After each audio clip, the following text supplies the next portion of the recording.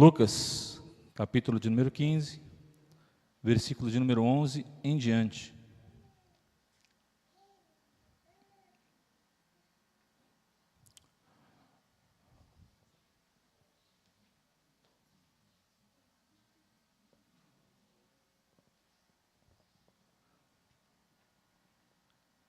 Jesus continuou: um homem tinha 2 filhos. O filho mais jovem disse ao pai: quero a minha parte da herança. E o pai dividiu seus bens entre os filhos. Alguns dias depois, o filho mais jovem arrumou suas coisas e se mudou para uma terra distante, onde desperdiçou tudo o que tinha por viver de uma forma desregrada. Quando seu dinheiro acabou, uma grande fome se espalhou pela terra. E ele começou a passar necessidade. Convenceu um fazendeiro da região a empregá-lo, e esse homem o mandou a seus campos para cuidar dos porcos. Embora quisesse saciar a fome com as vagens dadas aos porcos, ninguém lhe dava coisa alguma. Quando finalmente caiu em si, disse: até os empregados de meu pai têm comida de sobra, e eu estou aqui morrendo de fome. Vou retornar à casa de meu pai e dizer: Pai, pequei contra o céu e contra o Senhor, e não sou mais digno de ser chamado seu filho. Por favor, trate-me como seu empregado. Então voltou para a casa de seu pai. Quando ele ainda estava longe, seu pai o viu. Cheio de compaixão, correu para o filho, o abraçou e o beijou. O filho disse: Pai, pequei contra o céu e contra o Senhor, e não sou mais digno de ser chamado seu filho. O pai, no entanto, disse aos servos: depressa, tragam a melhor roupa da casa e vistam-lhe. Coloquem-lhe um anel no dedo e sandálias nos pés. Matem o novilho gordo. Faremos um banquete e celebraremos, pois este meu filho estava morto e voltou à vida. Estava perdido e foi achado. E começaram a festejar. Enquanto isso, o filho mais velho trabalhava no campo. Na volta para casa, ouviu música e dança e perguntou a um dos servos o que estava acontecendo. O servo respondeu: seu irmão voltou e seu pai matou o novilho gordo, pois ele voltou são e salvo. O irmão mais velho se irou e não quis entrar. O pai saiu e insistiu com o filho, mas ele respondeu: todos esses anos tenho trabalhado como um escravo para o Senhor, e nunca me recusei a obedecer às suas ordens. E o Senhor nunca me deu nem mesmo um cabrito para eu festejar com meus amigos. Mas quando esse seu filho volta, depois de desperdiçar o seu dinheiro com prostitutas, o Senhor comemora matando um novilho. O pai lhe respondeu: meu filho, você está sempre comigo, e tudo que eu tenho é seu. Mas tínhamos de comemorar este dia feliz, pois seu irmão estava morto e voltou à vida. Estava perdido e foi achado. Senhor, nos ajuda nessa noite. Fala conosco, fala aos nossos corações, abre o nosso entendimento e a nossa compreensão para a Tua Palavra, e fala aquilo que o Senhor quer falar com cada um de nós. Que a Tua Palavra encontre morada nos nossos corações nessa noite, e cumpra o objetivo pela qual ela está sendo enviada, para a glória do Teu nome, e assim te pedimos, amém, graças a Deus. Os irmãos podem se sentar. Queridos, o capítulo 15 de Lucas, ele conta a história de 3 parábolas, em resposta a uma crítica dos fariseus contra Jesus. Os fariseus criticam Jesus porque ele andava com publicanos e com pecadores. E os fariseus, eles acusam Jesus dizendo: olha, o seu mestre, ou diretamente a Jesus muitas vezes, você se envolve com pecadores e publicanos, você anda com eles. Em resposta a eles, Jesus conta 3 histórias no capítulo de número 15 de Lucas. Esse capítulo de número 15 de Lucas fala sobre a parábola que é muito conhecida das ovelhas perdidas. A primeira parábola que Jesus conta para eles, em resposta a essa crítica dos fariseus. A segunda parábola que Jesus conta para eles, a segunda história, está relacionada à dracma perdida. E a terceira parábola, ou história, que Jesus conta para eles, é a parábola que lemos hoje do filho pródigo. E por que as coisas na Bíblia Sagrada estão estruturadas da forma que estão? Ou por que Jesus as conta desta forma? E o escritor da carta, Lucas, o médico, quando escreveu, o Espírito Santo fez lembrar para que ele colocasse as parábolas na ordem correta, na sequência certa, para que fizesse o sentido correto para nós. Veja, irmãos, a Bíblia, ela não foi construída por mente humana, ela foi construída pelo Espírito Santo de Deus, que inspirou homens a escreverem as Sagradas Escrituras conforme a direção que Deus os dava, conforme a inspiração que o Espírito Santo lhes dava. Então, quando você lê a Bíblia, não pense que as histórias estão lá de uma forma desordenada, ou que fazem qualquer sentido. Não faz. Por exemplo, quando Jesus está respondendo ali aos fariseus e aos escribas, ele está respondendo para nós também. Perceba que são 3 parábolas. A primeira parábola, que conta a história da ovelha perdida, fala de uma ovelha que foi perdida dentre 100 ovelhas. Uma ovelha se perdeu dentre 100 ovelhas. A segunda história que ele conta, das dracmas perdidas, conta a história de uma mulher que tinha 10 dracmas. Dracma é uma moeda de grande valor, e ela perde dentro da sua casa. Diz que ela varre a casa, procura pela moeda, acha, e quando acha, faz uma grande festa. Assim como o pastor, que na primeira parábola perde a primeira ovelha, vai buscar aquela ovelha, quando encontra, traz de volta e faz também uma grande festa. Perceba, aquele homem, aquele pastor, perdeu uma ovelha dentre 100. A mulher perdeu uma dracma dentre 10 dracmas. E na parábola do filho pródigo, são 2 irmãos. Dentre os 2, um se perde. Os 2, na verdade, mas vamos falar aqui, um se perde. Um decide ir embora da casa. É um crescimento progressivo de como as coisas acontecem na nossa vida. Primeiro, a ovelha que se perde dentre 100 representa numericamente 1%. 1% dessas ovelhas se perderam.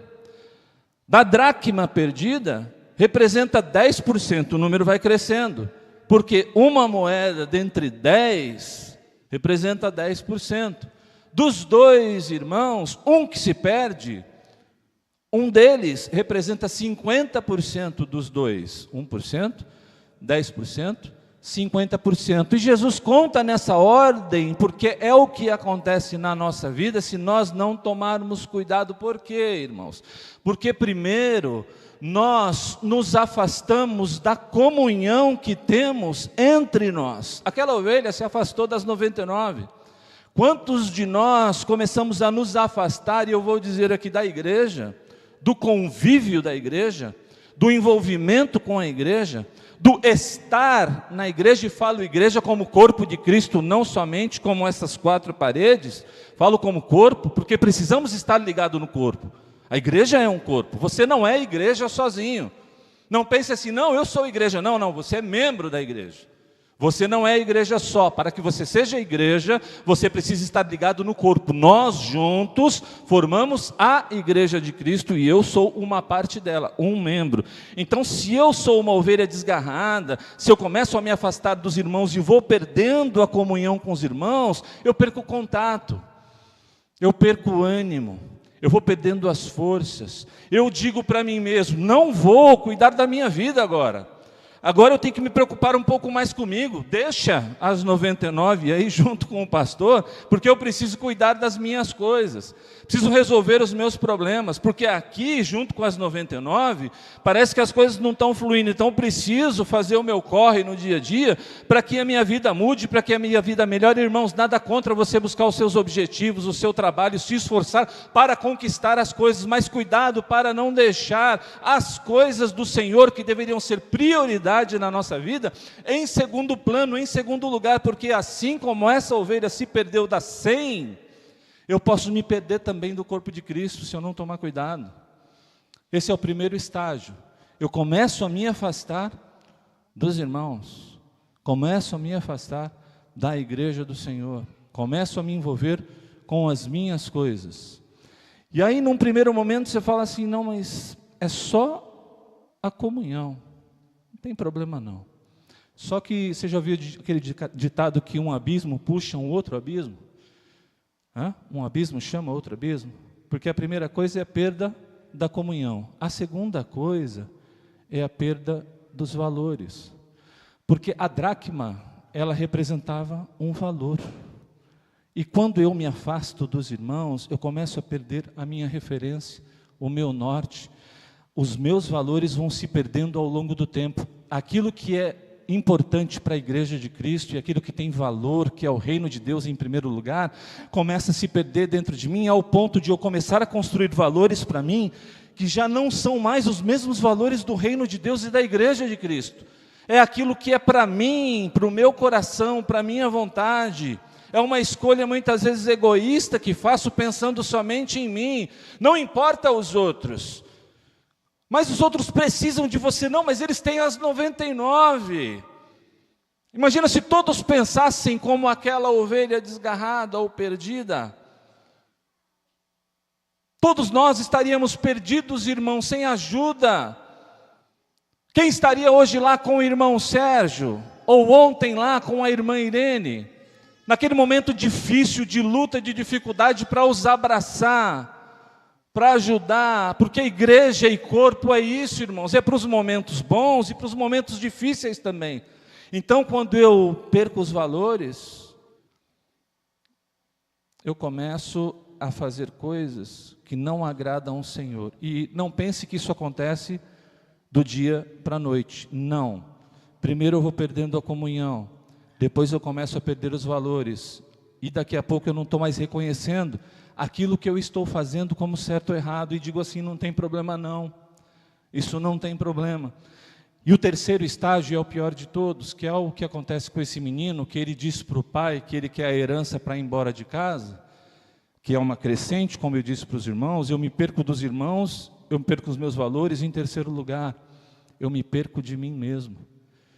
Eu já não quero mais saber, já não tenho mais valores, então eu quero é o meu dinheiro, eu quero é a minha parte da herança, porque eu quero viver a minha vida e gastar o meu dinheiro com prostitutas. Você fala, nossa pastor, mas de um irmão crente para gastar dinheiro com prostitutas? Pois é, primeiro você saiu da comunhão, depois você começou a perder os teus valores, e agora você está onde? Na lama, comendo com porcos, gastando o seu dinheiro com prostitutas. Parece um salto muito grande, mas como eu disse para os irmãos, as coisas não acontecem do dia para a noite. É uma progressão, vai acontecendo aos poucos. E quando eu chego nessa parábola, irmãos, que é a parábola do filho pródigo, nós poderíamos falar aqui sobre algumas interpretações dessa parábola. Primeiro, a resposta que Jesus dá aos fariseus é dizendo para eles o seguinte, olha, os dois irmãos dessa história que eu contei para vocês são vocês, mas não são só vocês. São vocês e são esses pecadores e publicanos que estão sentados aqui, os quais eu estou ensinando, que se perderam ao longo do caminho, e vocês, fariseus, escribas, saduceus, mestres da lei, herodianos, zelotes, que compõem a casta religiosa, que são aqueles que dominam a religião, e se fosse nos dias de hoje, os que dominam a religião seríamos nós. Nós seríamos os religiosos da época de Jesus, mas Jesus não vem como religioso. Ele não vem. Ele vem como servo e Messias para pregar o verdadeiro evangelho do Senhor e mostrar para aquelas pessoas que alguma coisa estava errada. Duas classes de pessoas que estão ali junto com Jesus, em Lucas capítulo de número 5, um grupo de religiosos e um grupo de pessoas perdidas, pecadores e publicanos, e Jesus está conversando com eles ali, tratando e contando uma história. Vocês são esses dois filhos que se perderam. Os dois irmãos, o mais novo, que vai embora e se perde, esses pecadores e publicanos que se afastaram do Senhor, judeus. e que precisam voltar à casa do pai. Enquanto o filho mais velho, aquele que ficou na casa, são os religiosos de plantão, os fariseus, os escribas, os saduceus, que Jesus está acusando eles também. Mestres da lei, ambos estavam perdidos na história. Tanto o menino que vai embora e volta, quanto aqueles que ficaram na casa. A gente já fala sobre isso. Segunda interpretação que eu poderia dar para esse texto seria da graça de Deus, e é maravilhosa essa. Porque quando eu leio esse texto e percebo a história, e tem muitos irmãos e muitos de nós temos dificuldade em aceitar a graça de Deus, mas esse é um dos textos que Jesus conta para mostrar para os judeus que estão ouvindo o que é a graça de Deus. É a seguinte, que quando aquele menino vai embora, porque o diálogo daquele menino, né, com o pai é o seguinte: olha, meu pai, eu não aguento mais morar na tua casa. Não está escrito na Bíblia, mas pensa comigo. Eu não aguento, eu preciso da herança. E como o senhor não morre, porque se o senhor morresse, a herança vinha para mim automaticamente. Mas como o senhor não morre, está demorando para morrer, então por favor me dê a herança, porque eu quero ir embora. Eu estou cansado de estar na casa, eu não aguento mais ficar aqui debaixo das suas ordens, vivendo como esse meu irmão aqui, que se diz ser um escravo. Não quero isso para a minha vida. Quero ir embora, quero fazer o meu caminho, quero fazer as minhas escolhas. Eu não quero ficar debaixo de ordens aqui vivendo, porque é chato esse negócio aqui, é pesado. Então dá para o senhor me dar a minha parte, por favor, que eu quero ir embora? O pai prontamente dá a parte para ele e vai embora. Só que a Bíblia diz que ele vai, gasta tudo que ele tem vivendo de uma forma deplorável, gasta o seu dinheiro com prostitutas, vem uma grande fome sobre a terra, o dinheiro acaba. Ele arruma um emprego por misericórdia de alguém que diz para ele cuidar de porcos. E quando ele olha para os porcos, a situação era tão difícil que ele vê os porcos comendo o que a Bíblia chama de alfarroba, que são as vagens que os porcos comiam. Quando ele olha aquilo, ele sente vontade de comer, tamanha era a fome que ele estava passando. Aí ele cai em si. E ele pensa, se eu voltar para a casa do meu pai, eu teria alimento de novo. Pelo menos os empregados do meu pai, eles vivem melhor do que eu estou vivendo. Só que pensa do lado do pai agora. Um filho que tratou o pai desta forma, que não tinha amor pelo pai, porque não tinha, irmãos, não tinha. Mas do primeiro dia que aquele menino vai embora, sabe o que eu vejo, irmãos? A graça de Deus aqui, eu vejo a figura do pai na porta de casa. No primeiro dia ele sai na varanda da casa dele ali, e ele fica olhando no horizonte. Ele fica olhando no horizonte para ver se o filho aparece. E ele faz isso no primeiro dia e o filho não volta. Passa o segundo dia, ele faz novamente e o filho não volta. Passa o terceiro dia e o filho não volta. Pastor, está escrito na Bíblia? Não. Isso não está escrito nesse detalhe, né? Mas dá a entender, porque quando o filho aponta no horizonte, onde é que o pai estava? Esperando o filho voltar. Então eu penso comigo, que todos os dias ele está ali, na varanda da casa olhando. E irmãos, é maravilhoso, porque quando ele vê o filho, diz o texto que ele corre em direção ao filho. Deixa eu fazer uma pergunta para você. Você já viu na Bíblia algum lugar dizendo que Deus corre atrás do pecador? Você já viu na Bíblia algum lugar falando assim, eu vi Deus correndo para alcançar o pecador? Esse texto diz, porque o pai dessa parábola aqui, irmãos, é Deus. E quando Jesus está descrevendo aqui, ele está aqui na porta, olhando para o horizonte, esperando você apontar lá, para ele correr na direção de você. E a revista corrigida, a versão revista corrigida, ela é maravilhosa, ela dá mais detalhes até do que essa, porque ela diz o seguinte, que quando o pai corre em direção ao filho, ele não somente o abraça, como nós lemos aqui na NVT, mas diz a revista corrigida que ele se lança no pescoço do seu filho, o abraça e o beija. Irmãos, isso é maravilhoso. E aí fala para ele, meu filho, ele fala, pai, eu pequei contra ti, pequei contra o céu, não sou digno mais de ser chamado teu filho, faz-me conforme um dos teus escravos. Ele fala, meu filho, você é meu filho, veste uma roupa nele, põe um anel nele de volta, mata o bezerro cevado, vamos fazer uma festa, porque esse menino ele estava perdido e ele foi encontrado, ele estava morto e ele ressuscitou. E o pai não vai com um chicote na mão, irmãos, com um pedaço de pau para querer machucar e bater e castigar, não vai. Ele vai com amor e com carinho, ele abraça e ele beija o filho e restitui o filho na posição original que ele estava, não numa posição mais baixa. Porque o pai diz, você é meu filho. Deixa eu falar uma coisa para você, meu querido, não importa a situação que você se encontra hoje, o que aconteceu no teu passado, a tua história, não importa, Deus apaga tudo isso hoje e diz para você que você é um filho amado de Deus, você tem identidade e você tem propósito, entenda isso e saia daqui nessa noite com essa convicção e com essa certeza. Muitos podem ter definido o seu passado até aqui, porque sim, nós cometemos erros e falhas e somos sim conhecidos por aquilo que fizemos. Somos. As pessoas lançam em rosto, lembram, esse aí não é o carpinteiro?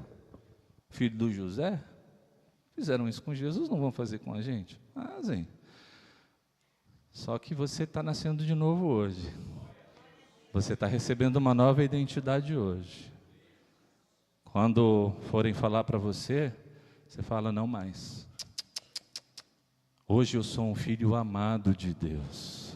Filho amado de Deus. E hoje eu tenho um propósito na minha vida. Propósito. Então poderia falar da graça de Deus. Poderia falar da lógica da construção do reino de Deus, como que funciona o reino de Deus, que é diferente da nossa lógica, porque aqui, quando a gente olha o filho mais novo indo embora, e quando a gente vê o filho mais velho, porque o filho mais novo vem, acontece tudo isso, mas o filho mais velho fica nervoso. Quando o filho mais velho está voltando do trabalho, de um dia cansativo de trabalho, para o seu pai, ele está chegando em casa e começa a ouvir o barulho de músicas e da festa. Ele olha, chama um dos empregados do pai e fala assim, o que está acontecendo? O empregado diz assim, olha, teu pai está dando uma festa. Por quê? Qual o motivo? Sabe o que é? É que o teu irmão, rapaz, ele voltou. E ele voltou são e salvo. Viu o empregado todo feliz, achando que ele ia ficar contente? O irmão fica nervoso. O irmão mais velho fica bravo. Por quê? Porque esse meu irmão, sem vergonha, gastou o dinheiro do meu pai com prostitutas, agora ele volta com a cara mais deslavada do mundo, e meu pai dá uma festa para ele. Não é justo. Isso não é justo. Aí ele não entra na festa. O pai vem falar com ele, filho, entra na festa. Teu irmão voltou, ele está aí, ele está são e salvo. Meu pai, esse menino fez o que fez, ele volta e o Senhor faz isso com ele. Eu sempre trabalhei com o Senhor como se fosse um escravo. Sempre me dediquei, sempre cumpri as tuas ordens. E o Senhor nunca me deu nenhum bezerro, somente para eu festejar com os meus irmãos.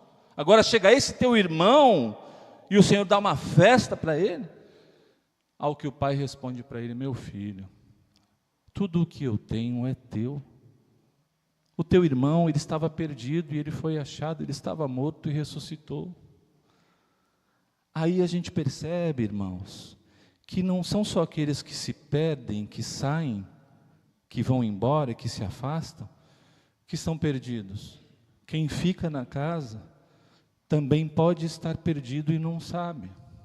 Quem fica na casa, os religiosos, podem achar que estão vivendo debaixo da vontade de Deus, mas vivem uma vida de escravidão, porque está escrito, sou teu escravo, e são infelizes, porque se tem uma coisa que une esses dois meninos aqui, é a infelicidade, porque um estava infeliz e foi embora, o outro estava infeliz e continuou infeliz dentro da casa, porque na conversa e na resposta que dá o pai, demonstra que está infeliz e não consegue ter misericórdia e se alegrar pelo seu irmão que voltou.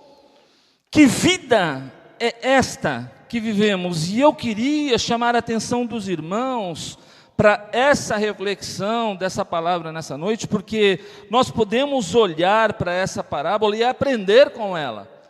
aprender onde que nós estamos. Nós somos o filho perdido, o pródigo?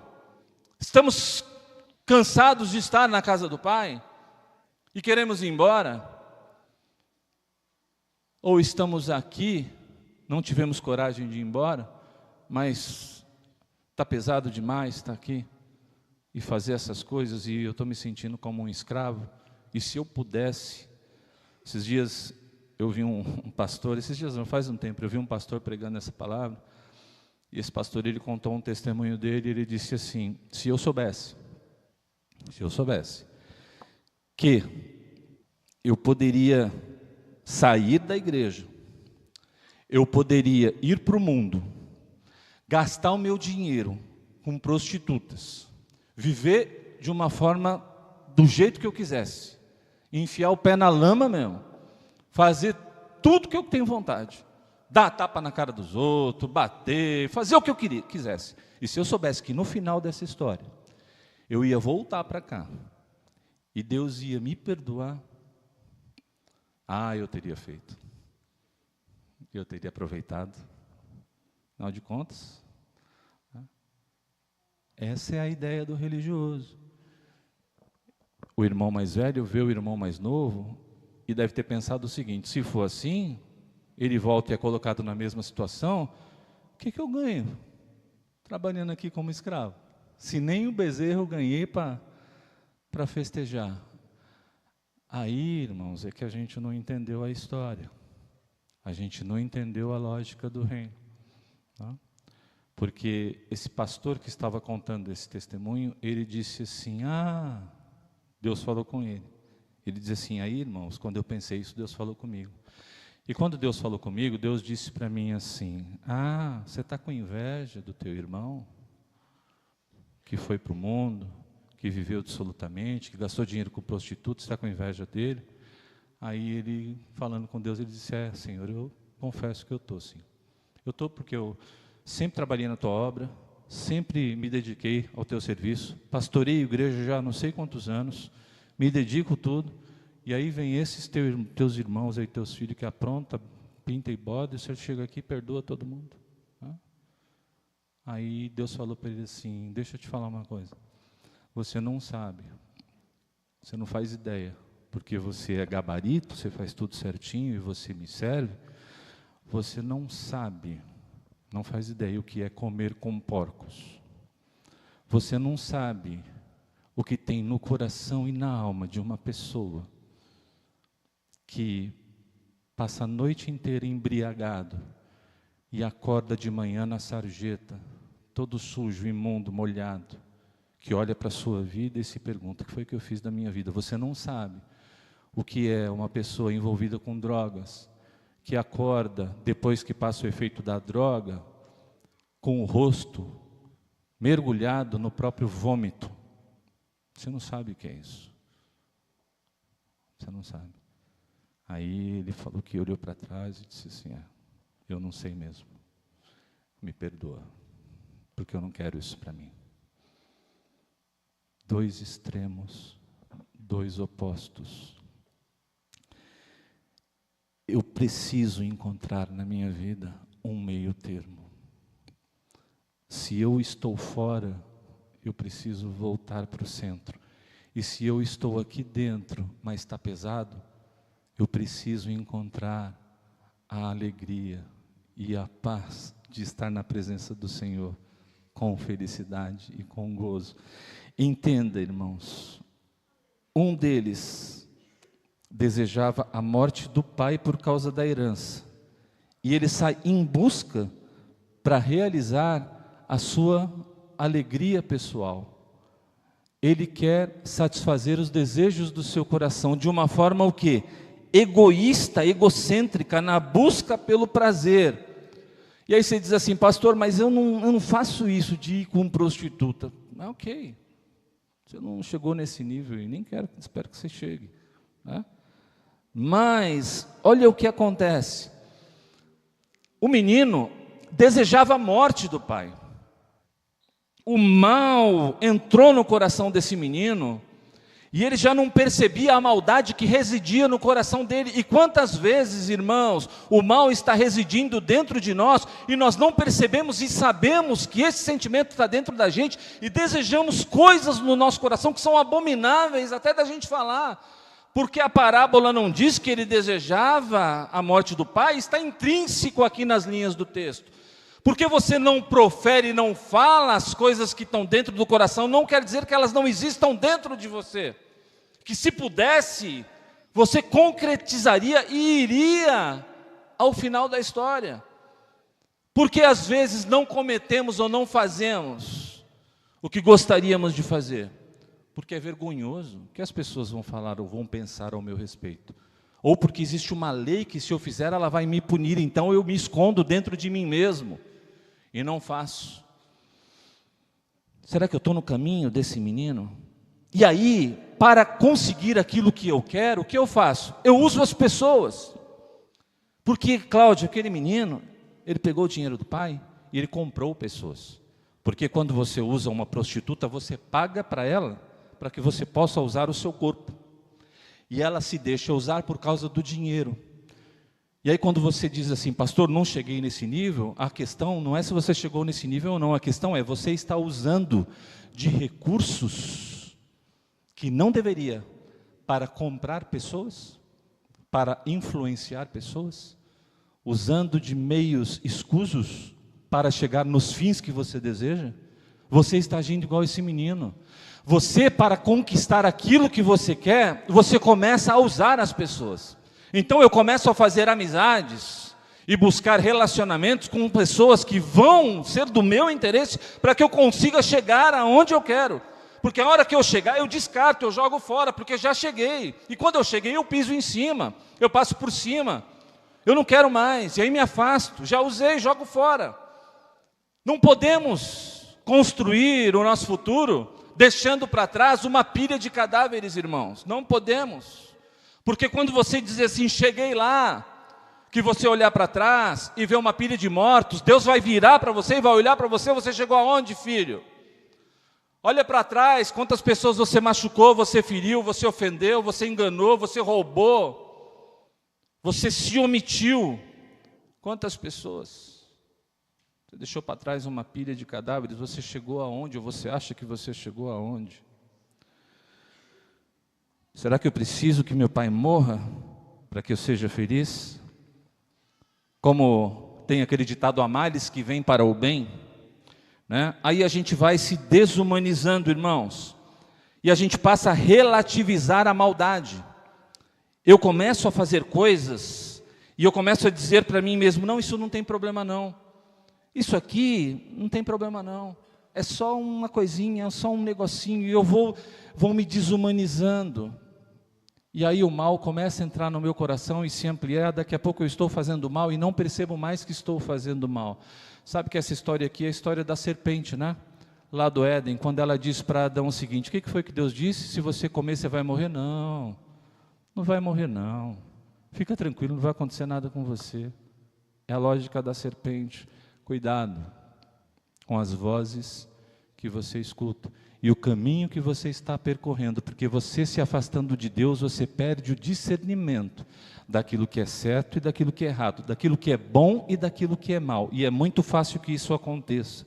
Então não permita, porque daqui, dessa atitude, nasce toda a violência e todo tipo de mal que o ser humano pode cometer. E o outro irmão que fica, ele fica preso, vivendo debaixo de regras que ele mesmo criou, esperando uma recompensa que nunca chegou e nunca vai chegar. Deus, Ele olha o meu trabalho na igreja, olha o meu esforço, olha, mas não é moeda de troca. Uma coisa que a gente aprende com essa história, que o escritor Rubem Alves, ele disse muito bem, ele disse para o menino mais novo, quando o menino chega para ele, pai, pequei contra ti, pequei contra o céu, já não sou digno, ele vira para o filho, é como se ele virasse para o filho e falasse assim, filho, eu não somo débitos, eu não somo débitos, o que você fez, deixou de fazer, você está arrependido, então está esquecido, acabou, você vai colher as consequências, ou já colheu as consequências, eu não somo. E para o filho mais velho, que chega para Jesus, para o Senhor e fala assim: mas eu te sirvo há tantos anos, sou teu escravo. Para esse, Jesus diz assim, o pai diz assim: filho, eu não somos créditos. Você não tem crédito diante de mim, porque você faz. Você acha que eu estou te devendo alguma coisa? Não estou. Percebe? Posso estar na casa, e estando na casa, estou infeliz. Estando na casa, eu crio um mundo, um sistema de recompensas e méritos e deméritos, e sem perceber, estou matando pessoas e estou morrendo também. Porque eu posso estar aqui dentro desta casa e com palavras aqui em cima desse púlpito matando os irmãos e querendo colocar os irmãos dentro do mesmo quadradinho, né? Colocam aqui um quadradinho, crio aqui e falo assim: vou dar uma receita para você chegar no céu, tá bom? Você vai vestir a mesma roupa que eu estou vestindo, você vai fazer as mesmas coisas que eu estou fazendo, você vai obedecer as mesmas regras que eu estou criando aqui para você, e aí se você fizer tudo certinho, tudo bonitinho, você vai chegar no céu. Irmãos, isso aqui é satânico, isso é heresia, isso é heresia. A salvação é pela graça de Jesus. Eu não posso fazer isso, porque eu tenho o poder de dar vida através da palavra, mas também de matar por esta palavra. Eu vou encerrar, irmãos. Vou concluir. Será que eu preciso ser escravo de mim mesmo e tornar aqueles que estão ao meu redor escravos também? Para que, de alguma forma, o nosso Pai Celestial olhe para nós e nos dê recompensas pelo trabalho que nós fazemos? Será que é isso que nós queremos? O que é que nós não entendemos dessa história? O grupo de louvor pode subir, pode vir. Que existe um meio termo para nós, irmãos. Existe um caminho que a gente pode seguir. Qual é esse caminho? É que sim, no mundo existem coisas erradas. E esses dois meninos, eles viviam de forma errada. Um que se perdeu no mundo e outro que ficou na casa. E que a gente precisa olhar para dentro de nós e conseguir enxergar que existe sim alguma coisa errada com a gente. Jesus está tentando mostrar isso. Quando Jesus responde aos fariseus, ele está dizendo assim: vocês não estão percebendo que tem alguma coisa que está errada? E porque está errado, vocês não estão percebendo a vida que vocês estão levando? Vocês não conseguem entender isso? A segunda coisa que Jesus quer mostrar para nós aqui é que o reino de Deus é essa proposta de vida trazida por Jesus para que a gente possa viver no equilíbrio, nem lá e nem cá, mas no equilíbrio.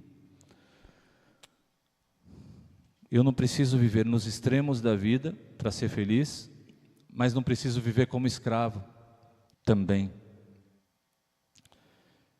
Que nós devemos, em terceiro lugar, nos submeter, irmãos, à vontade do Senhor e à vontade de Deus, porque Deus não quer escravos, Deus quer filhos. Deus não quer que servir a Ele seja pesado, mas que seja alegre, prazeroso e que a gente viva uma vida com abundância. E sim, nós podemos ou temos uma escolha que pode ser diferente.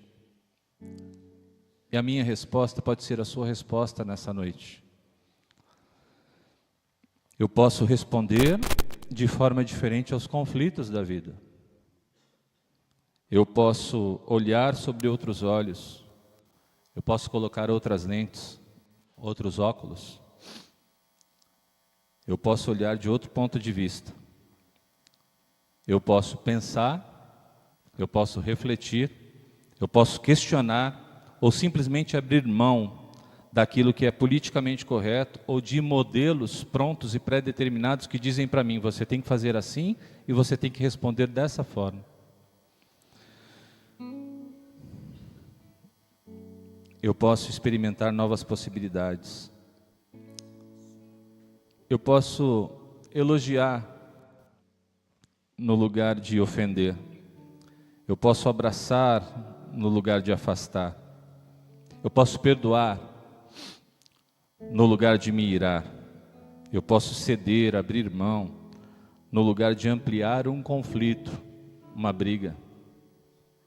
Eu posso dar passos para trás, posso dar marcha ré, no lugar de avançar. Eu posso me calar, no lugar de falar. E eu posso sorrir para o meu irmão, no lugar de eu fechar a minha cara, o meu rosto. Eu posso agir diferente. Você pode agir diferente. A Adriana, ela escolheu agir diferente. Ela não precisava, mas ela fez. Você não precisa, mas você pode fazer. Pense nisso. Viva diferente. Viva no centro da vontade do Senhor. Trabalhe, se envolva, faça o seu melhor. Mas não se preocupe com recompensa. Não se preocupe com isso. Porque Deus é bom e Ele cuida de nós, irmãos. Ele tem prazer em nos abençoar. Que Deus abençoe os irmãos em nome de Jesus. Glória a Deus.